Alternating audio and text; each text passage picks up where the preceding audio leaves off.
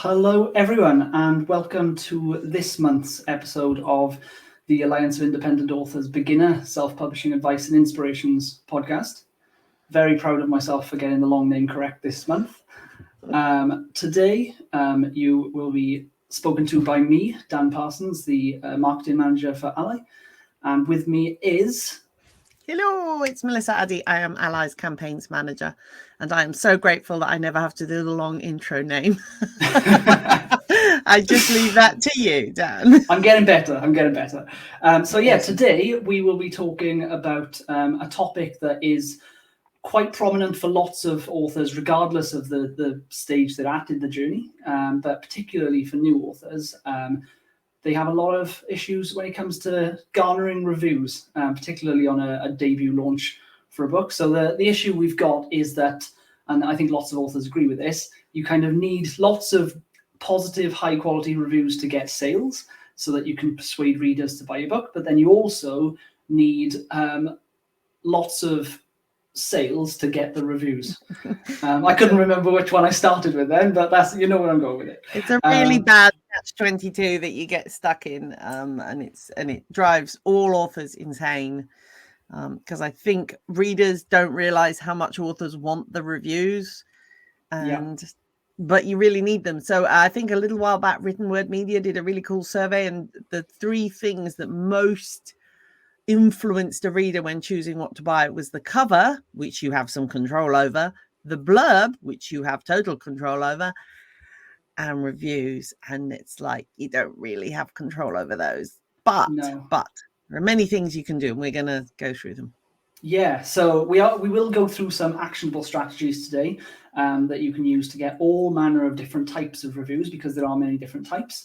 But first, I think we should probably set off with a little overview of Review 101, sort of how we get reviews, why we would want reviews, and general first principle tactics. So, Melissa, do you want to sort of kick us off with that? Yeah, so really, a review is providing social proof. It's saying that someone other than your mum thought the book was really good.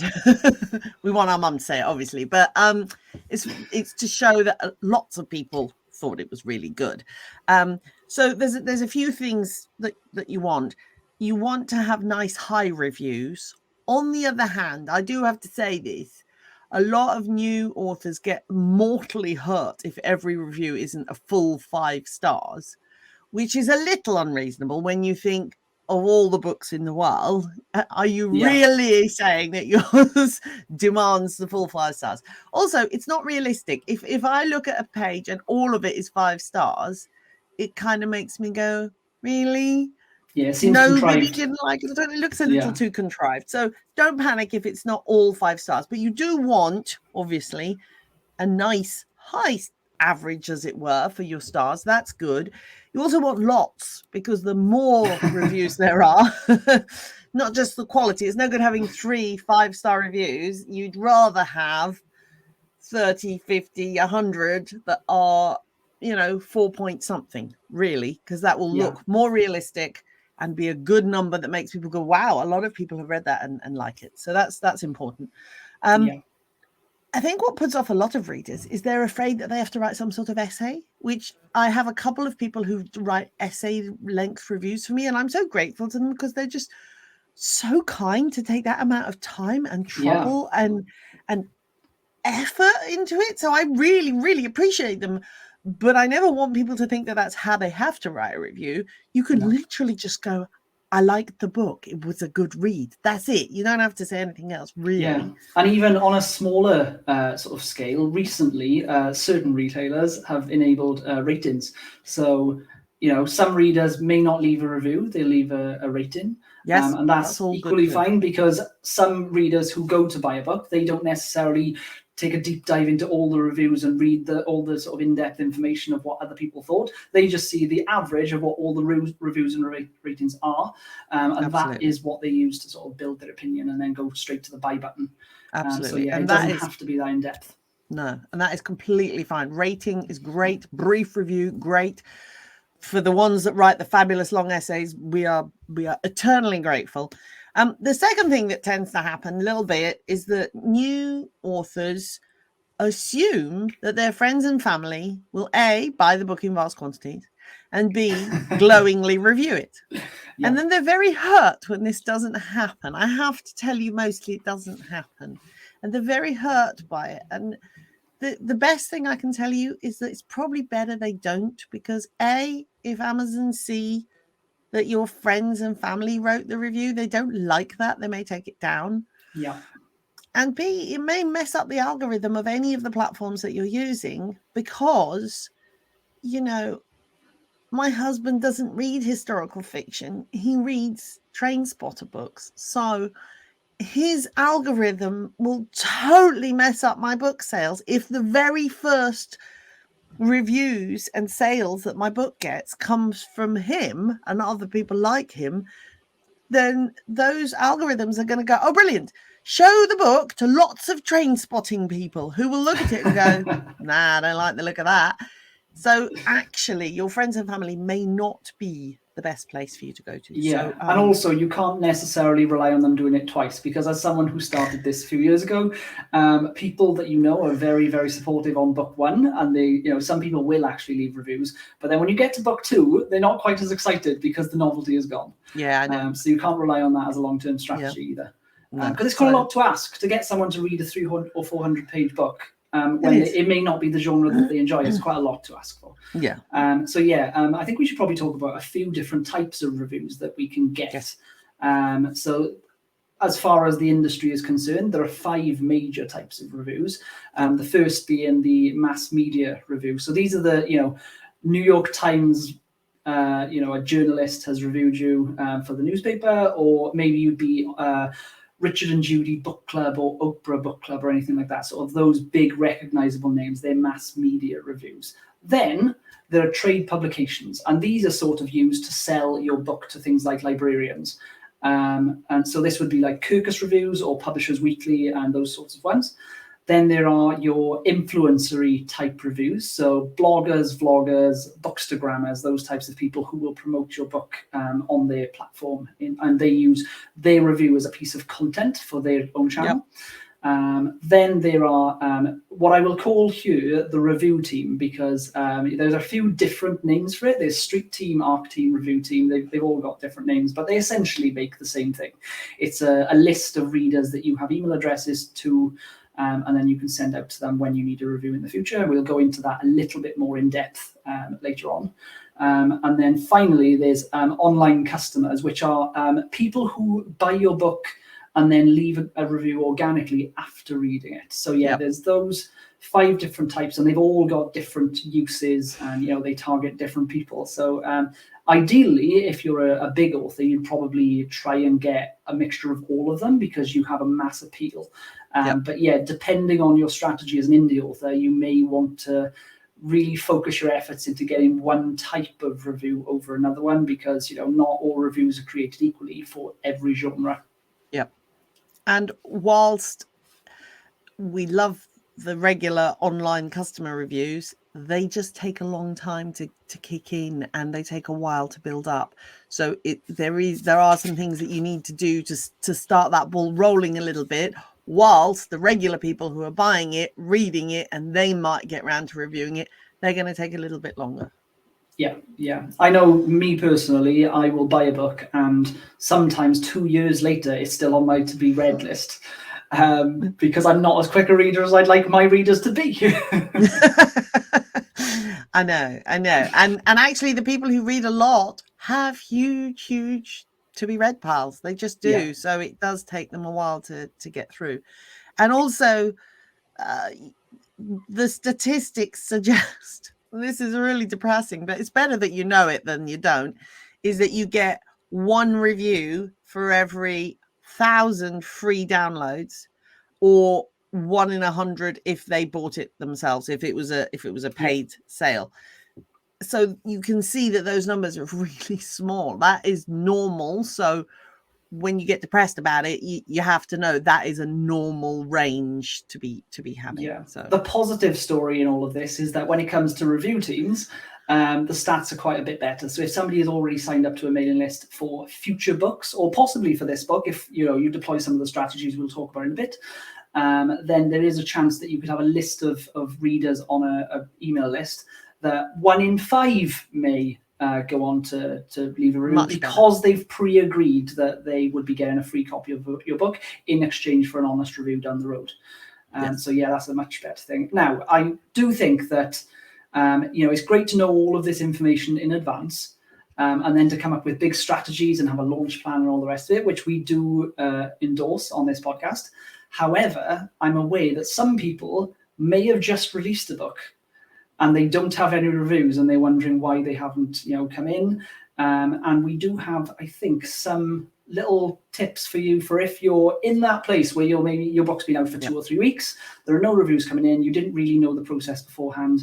Melissa, how can we sort of jump in and try and save this launch by getting some quick reviews? Okay, so one thing that I would suggest is just double check in your file that at the end of the book you have asked for a review. We did mention this in previous ones when we were talking about formatting your interiors, but it honestly makes a difference to ask for a review. So my first books, I never asked for a review. The book where I put that in, it got 6 times more reviews than any of those previous ones in the same period of time. So it makes a big difference. So that is because you've self-published, you can change your files anytime you want. Make sure that that's in there. If it's not, go back and put it in. So that's a starting point, to just be encouraging people, because readers don't realize, they don't know you're desperate for a review. They just go, oh, that was a lovely book, put it down, and that's it. And they don't go, yeah, exactly. But they don't know how much you would like the review. So that's one important thing. Yeah. Next thing is you're going to go and start looking for people who review. So there are various things you can do, like you can go and look on Goodreads and Amazon to find out who review books in your category and are known for doing that, putting good reviews, obviously enjoy that category and write nice reviews. And you can contact them directly. Some of them have contact details. You can contact them directly and go, would you review my book? I've got a free copy ready, everything, all nice information about the book and all of that. Although you are desperate, try not to sound too desperate. It's hard to keep the desperation out of your voice. Try not to sound too desperate. Also, although you want the reviews quickly, I have always found that it's much, much better to go in there and say, whenever you have time, whenever you could fit me in. Because if you go in there going, and I need it hello, by next week, they're just going to completely be put off you, and they won't have time next week. They've already planned all sorts of stuff. So just go in there with whenever you could fit me in. That's much more likely to get a good response. Yeah, I think a good sort of middle ground to do, which is what I use, is say, this is my ideal window if you could. So, could you do it in launch week? But if not, I understand that everyone leads busy lives and just get around to it as soon as you can. Yeah. But yeah, if you just give them a general time frame for what you think would be, optimum for you. Some readers are very conscientious and they know lots of authors, through mailing lists and things like that, and they like to actively help them as much as possible, and they are the best kind of readers. But not everyone can commit to that because people have jobs and lives and families and all the rest of it. So it's just not that easy. Absolutely. Now, other than looking at your own readers in this sort of little social circle, there are services that you can use. There are lots of different services that you can use. Now, I must be clear, you are not buying reviews by going to these services. What you are doing is buying access to the database of readers who like to review books that these services provide. So you will pay X amount per month or X amount per book launch, and then they will sort of promote your book to lots of reviewers who like your genre. And then the idea is some of those reviewers will then pick up the book, and some of those, a smaller number, will then review the book. So you could pay, $20 a month or something, and then when you launch a book, you can get anywhere between 5 and 500 reviews from some of these services, depending on the genre and how many readers there are available for you. Some of the ones that are sort of bandied about are things like Booksprout and Book Sirens and NetGalley, which is quite a big trad pub one. And there's lots of other ones. For audiobooks, you've got Audiobook Boom and places like that. But yeah, so it's not just a case of you doing lots of very laborious work, sort of private investigating different readers on Goodreads to try and find out who wants to read your type of book. You can just go to services that already have this information collected, and then they will do the work for you. Yeah. And as you say, you're not paying for the reviews. What you're really paying for is kind of the logistics of finding those reviews. And they don't all review. So, but the percentage of them goes up spectacularly compared to your regular readers, because they are on that platform because they're interested and they are keen to be part of that reviewing process. Yeah, and equally you can do a similar thing, but with we mentioned trade publications. You can actually apply to be picked up by trade publications. So you may see them in magazines and think and go, that's a really cool review, I wish they'd review my book. They can. These companies are available for hire. They will give you an honest review, which is the moral way to do it. But you can pay to have them, have someone in the office review your book. But like I said, the review may not be the review you want, but at least there's a chance, and then you can use it in your marketing if it's a favorable review. If it's not, you can just choose not to use it, however you want to go about doing it. One thing I will say is those sorts of editorial reviews are sometimes worth it for particular types of books and sometimes not, and they can be quite pricey, depending on what company you go to. So if you write literary fiction, like probably Melissa, it'd be more something that's more useful to you than me doing comedy zombie books. Yeah. I personally, I don't even pay for those ones because they're really, really expensive. I tend to, on the whole, I think to myself, so people talk about an editorial review. And to me, what an editorial review is, it's someone who has reviewed the book who regularly reviews books. So it isn't just one reader's opinion. This is someone who sees a lot of books and they're judging you by probably quite a high standard. Therefore, that review has a little bit more kudos, a little bit more status in the eyes of the reader.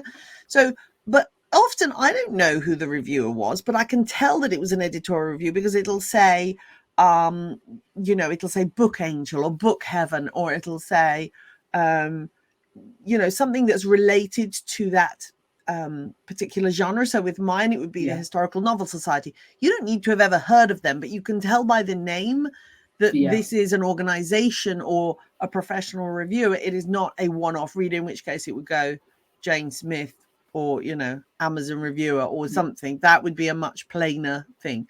So I do think that it's worth seeking out in your own genre, in your own category, who are the reviewers that tend to review those, because even if they're not a massive famous name, it is usually clear by the name they use that this is an editorial review, not just a regular reader's review, and it has more status because of that.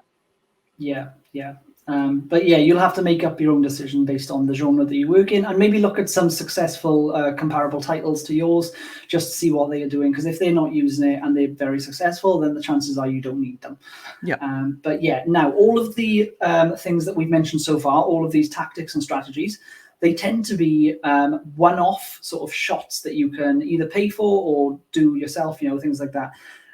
However, as both of us know, Melissa, the pros in the industry who build these massive author platforms that sort of like run with this huge reviewer engine behind them, essentially, they have a very different strategy. And they will, build an infrastructure under there. I'm using very vague terms to sort of lead you into the details. You're prompting me.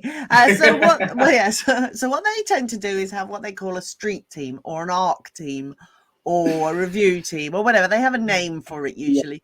And what that would be is a selection of readers. And this may take a little while to build up, but it's a selection of readers who like your books, who have committed to being as part of this team, and you will put them on a slightly different mailing list. So you have your main mailing list. Here's all my readers, how lovely, whatever.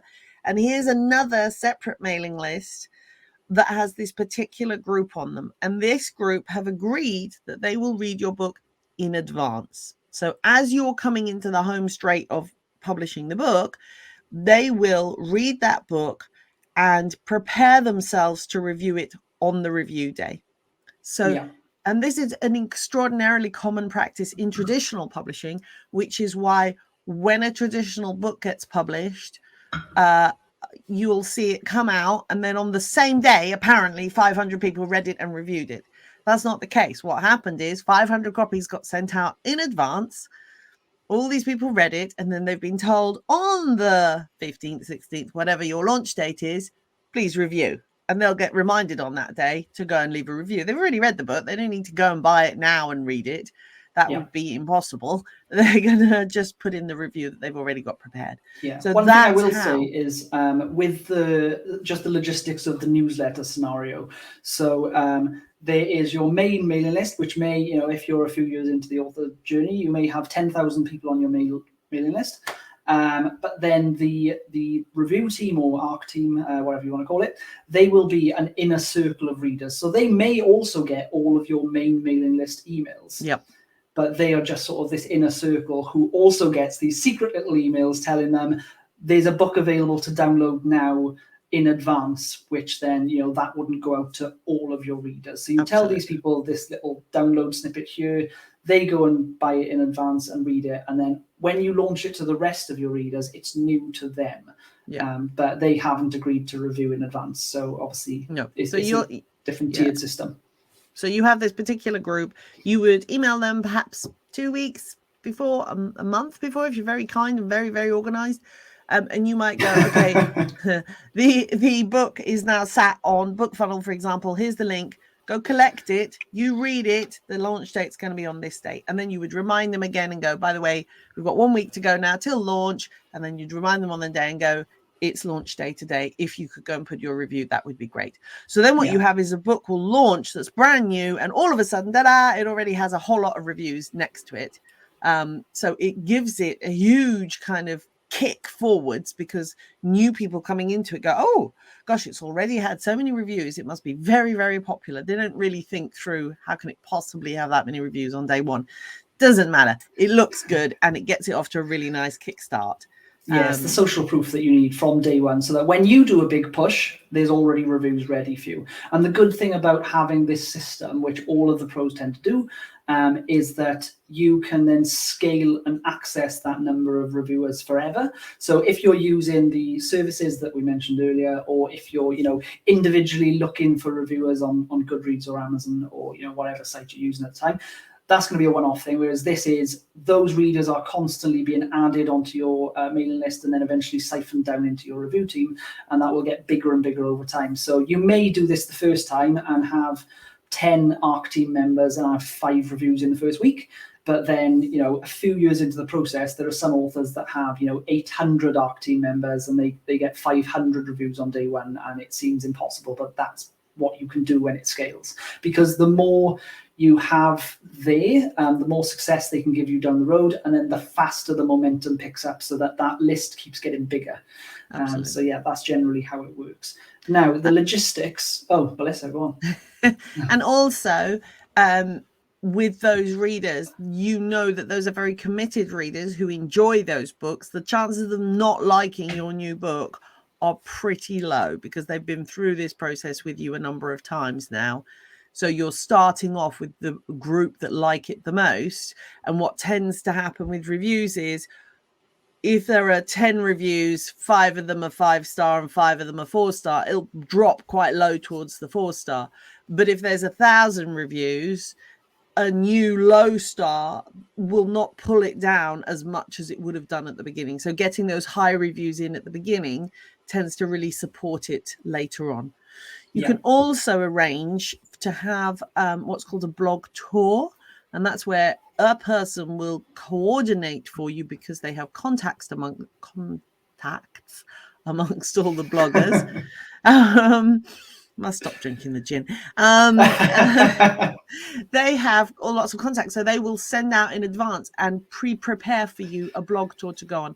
And if you do this in advance, you can arrange it to go on your launch to kickstart the book, and that will give you the editorial reviews. And on platforms such as Amazon, there's a separate section that you're allowed to add those editorial reviews into yourself, where you say, bloody, this moving and wonderful debut from blah, from such and such a reviewer. And you can put that into the editorial review section, which is given more kudos, if you like. Yeah. So all of these things, you can do them, and it's quite like a big push, and you can be very intentional about doing it. In the same way with the mailing list, you can sort of grow that quickly for the ARC team with like pay-per-click advertising. Would you like this free book? How about some more? That sort of thing. And you can do it quickly like that. Or if you just put the link in the back of your book, get a few people to buy it who are already interested in that genre. And then eventually they'll sort of drip through the back of that book onto a landing page on your website. And it'll just sort of auto build. It'll be much slower without you intentionally pushing everything. But if you just set up that infrastructure where you've got a landing page on a website, a reader magnet, which is a free book that you give away, which people can access also through the back of your books. They can join your mailing list that way. They'll get books delivered to their email through BookFunnel, which is the service we mentioned earlier. And then obviously you've got your review team process. So every time you bring out a book, you tell them about the book in advance to give them a free copy, and then you ask for a review around the launch date, and then maybe remind them later. But you don't want to go on to that too much, because not everyone will review, and if you keep pushing them, it'll only drive them away, and they won't come back for the next book. So you want to make sure that you're staying on top of this. Now, knowing all this, there is an ideal strategy for where all of these reviews come in terms of order and the logistics and how they fit together, what dates you need to send out to people on. Do you want to mention a little bit about that? Yep. So if we've got the time to plan it in advance and do this the right way, as it were. Also, this may not be possible straight away on your first book, so don't panic about that. But as you go forwards now and you're thinking about building your mailing list and everything, these are the way you can build reviews to happen quicker with every book, and it should get smoother with each book as you go along. So the first thing that you're going to do is you're going to send out those advanced reader copies to your editorial. And if you have celeb reviewers or anything cool like that, then that's your people at the time. You're going to send that out like 30 days before a launch. So you're giving them time to read that, because they've got to be able to fit it in. And that means that that group have already started seeing it, have already started planning for it. If you're going to do a blog tour, you're giving advance warning to the hosts to book you in for those. Yeah. You've also got time from those people for if they want to give you a review early, because they've got so much lead time. You can then put that on the cover of your book, which is different to what other people would do as regular reviews. Absolutely.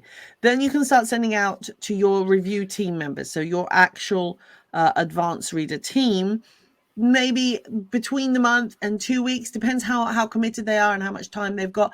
I always think the more time you can give them, the better, because life. And then people have got to try and read and get it all ready, and you want them there ready for it. What you do then is you can start looking at those team member reviews. So these people who are the super keen readers of yours, who are the most likely to give it the nicest reviews, you can get those ready to come in and be ready to launch and give those reviews on the actual launch day itself. What you'll usually get is the very keen lot will come in on that day as requested, as planned, and then it will kind of trickle in the others. But at least that gets it off to a quick start and keeps those reviews steadily coming in. Because the organic readers, if you like, the normal readers, they're going to take much longer, because they're going to buy it and then they might not read it for weeks, months, years. And so that their trick is going to but those are going to take even longer to come in, because they haven't been pre-prepped for it at all. So they need time to come into that. I think it's quite useful also with those keen reviewers coming in first. If you know that you have lots of people wanting to review your book, then try and get the people who are going to be the hottest leads and the ones that are most into your genre to review it first. Because what I found in the past is when I've experimented with, say, for example, something a bit of a colder lead, like if you're using the databases of readers that don't know you and your books and they don't know if they like your style, you may start off with a 3-star review on day one, which brings down the average. And then all of the reviews, even the more favorable reviewers, later down the line, they review, if they were in between, shall I give it a 5-star, shall I give it a 4-star? If it started off low, they may give it a 4-star because they think this is what other people also think. Whereas if you start off with lots of 5-star reviews from your keen superfans, then that will influence future readers to review more favorably to match the status quo. It's very much herd mentality with reviews. It is. People like to fit in. And also, it's like I have a book club. You'll go to a book club and go, I didn't really like it. And then everybody makes the case why they really loved it. And you're like, yeah, no, those are good points. And by the end of it, you're perception has come up a little bit. So again, seeing those good reviews to start with are useful. And then what you'll do is you'll actually launch the book. And now at this point, you're going to mail the major part of your subscription list. And you're going to say, you know, here it is. It's all fantastic, exciting, blah. Please do review it. Make sure that you're asking for those reviews.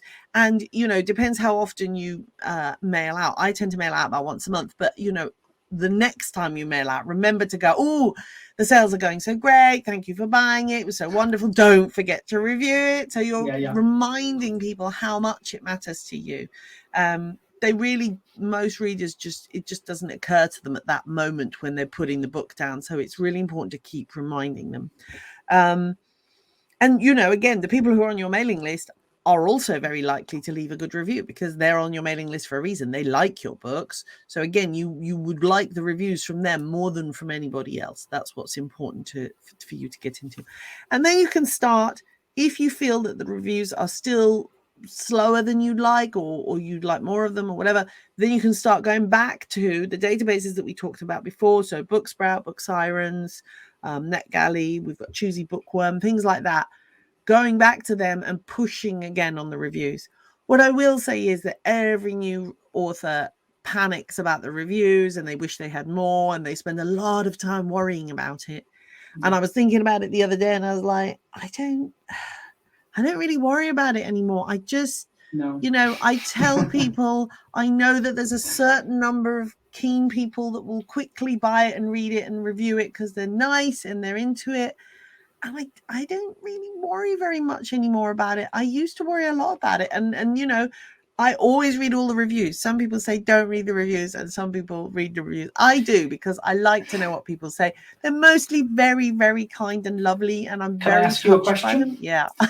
When they're not lovely and kind and touched by them, do you then publicly attack the reviewer and, you know, try and then I get my, I get there and no. So here's how you deal with reviews as they come in. This is what I do. I read all the reviews. From time to time, I'll go into Author Central and I'll read all the latest reviews.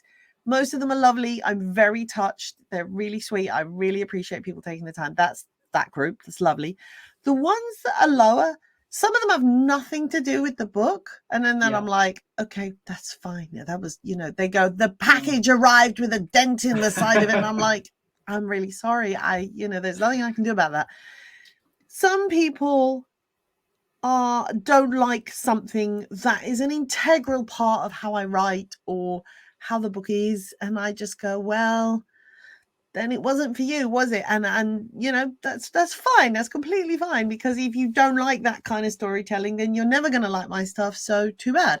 Yeah. Some reviews, though, I have to say, are quite useful. There was a point last year where I had, I think, 2 or 3 reviews, not all together, but over a period, where someone would go, I picked this book up despite the cover. And I knew my covers, but I knew my covers were getting old. Yeah. And then they loved it. And I knew my covers were getting old, and it was a good kick. It was a good reminder to go, people are now actually, it's off-putting now, the cover. It's so out of date, it's off-putting, and it's hurting me, because actually they loved the book when they read it. Yeah. And so sometimes it's really useful. Sometimes you get things that go, the grammar was appalling, and that is a good nudge for you to get back your editor and go, we didn't do a good enough job. Or maybe you didn't use an editor at all the first time, which we do not recommend. But if that's what it took to get you self-published, and now it's time to go back and fix it, go back and fix it. Sometimes the reviews are telling you something useful. The most hurtful reviews to someone like me, because I do historical fiction, is where somebody is quite sure about the historical facts. And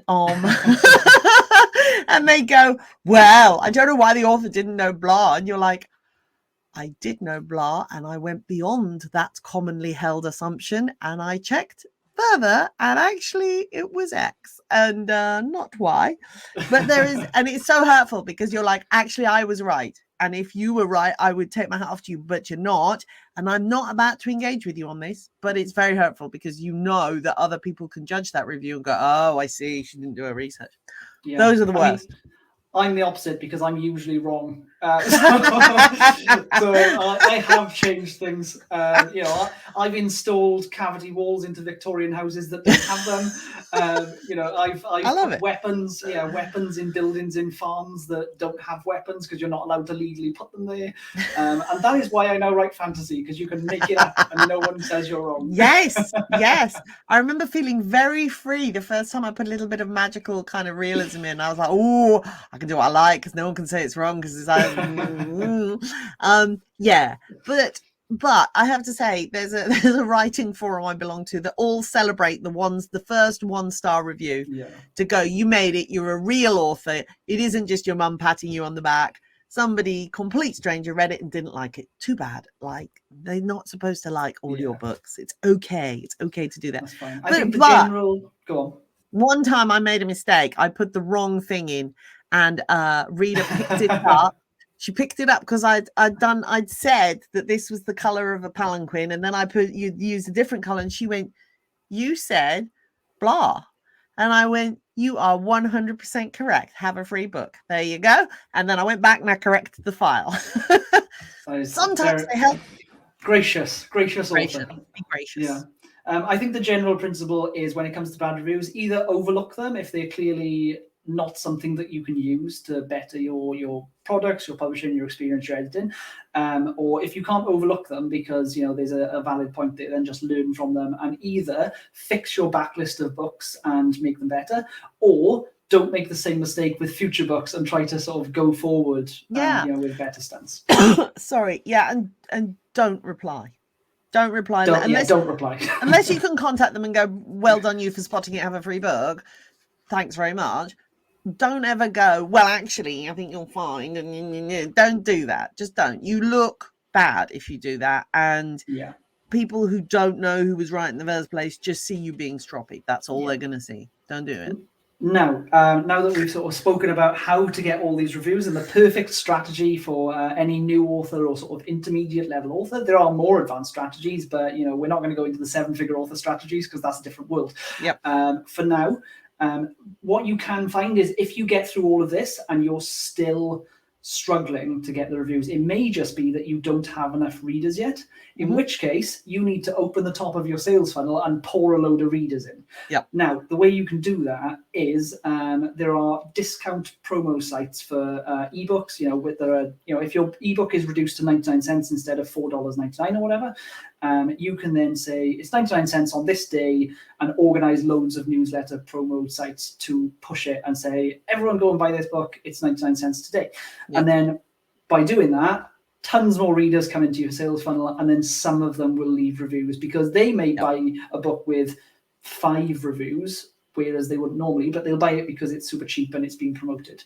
So that's just one way to get over it. So what you're doing really with those promotional mailing lists is you're kind of borrowing the big numbers of someone's already set up mailing list while you build yours. So whilst yours is still on 500, 1,000 people, they've got 100,000 people. So you are basically speeding up the mailing list process by sending out to those readers who hopefully will then join into your mailing list. You can bring them over into yours, which will be great.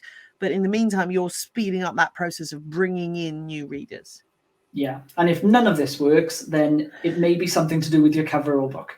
But then you would be getting bad reviews, and that would be an indicator. So not getting reviews, like you say, really is down to the statistical numbers. So remember that we're looking for about 100 people to read the book in order to get 1 review. So if you remember that, then yes, bring in a lot more readers. So long as the reviews coming in are good, that's a good sign.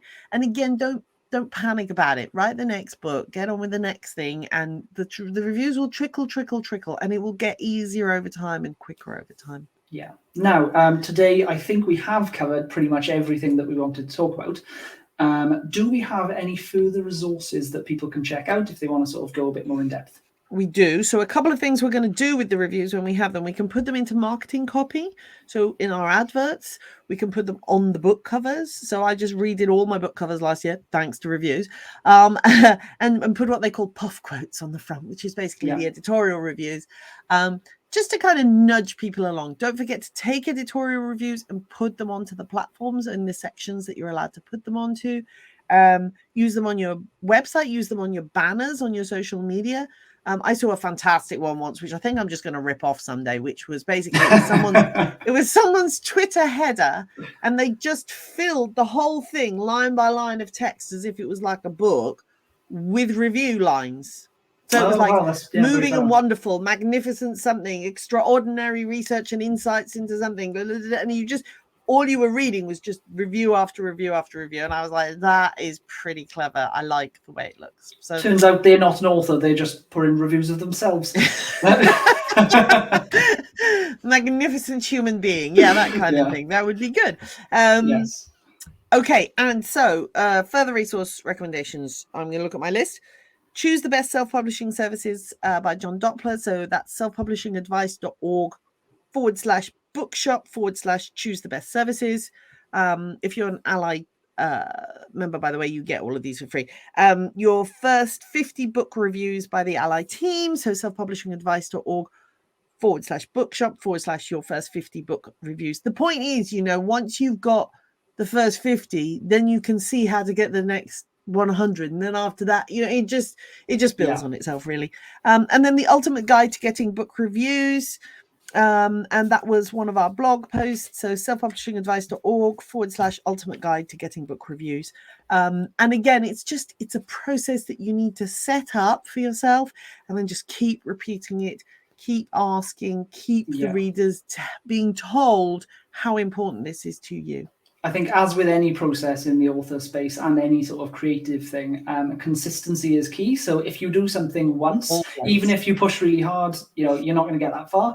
You need to just do this sort of drip, drip, drip, constantly chugging away at it over a number of months. For some people, they're very quick, but it might be years if you're sort of more towards the average of the curve. Absolutely. And then eventually, you will be doing things very quickly that would have once taken you a while, and you couldn't even hit the same level of heights or quality. It's a compounding thing. That is all of the stuff that we have for today. Now, next month, we are going to be talking a little bit about building your mailing list, which I know is another sort of high demand topic that lots of authors want to talk about. And it is very much the magic dust, because the mailing list is probably the biggest marketing asset that any author has. We'll go into depth a little bit next month about that, or I should say the month after about that, because we're doing this slightly early. Technically not next month, it's the one after, on the first Tuesday of May. Yes, that will be good. That is when we're going to be doing this. Yep, and we'll talk about how you build those reader magnets. So my tip to people who are listening now and are going to tune in the next time we do this is start thinking, what could your reader magnet be? So something like a prequel, a sequel, a spin-off, an anthology, something like that. Start thinking about that. And then we'll go through it in more detail next time. And that is everything from us today. Have a good month publishing from Melissa and me. And then we will see you again next time. So bye, everyone. Take care. Bye.